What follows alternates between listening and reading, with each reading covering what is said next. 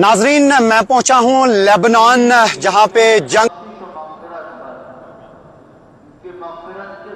पाकिस्तान समेत तमाम इस्लामी मुल्क जो है वो उनके लिए जितनी भरपूर उनकी मदद कर सकते हैं हमें उनके मदद करनी चाहिए।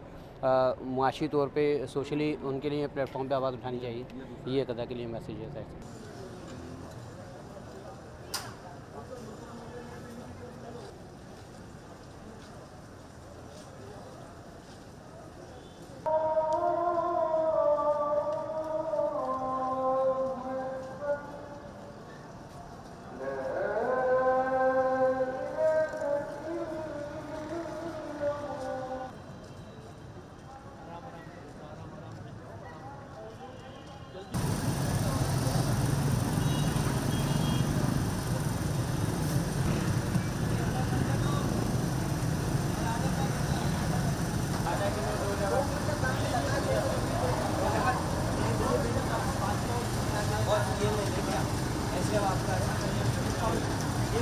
सबसे पहले अल्लाह का शुक्र अदा करते हैं कि अल्लाह पाक ने रमज़ान का महीना हमारे नसीब में किया है और हम निकले यहाँ पर पैनी लेने आए हैं, बच्चों के सहरी के लिए तैयारी कर रहे हैं। तो अल्लाह ताला से दुआ करते हैं कि अल्लाह पाक आप समेत हम सब का अल्लाह पाक ये रमज़ान का महीना नसीब करे।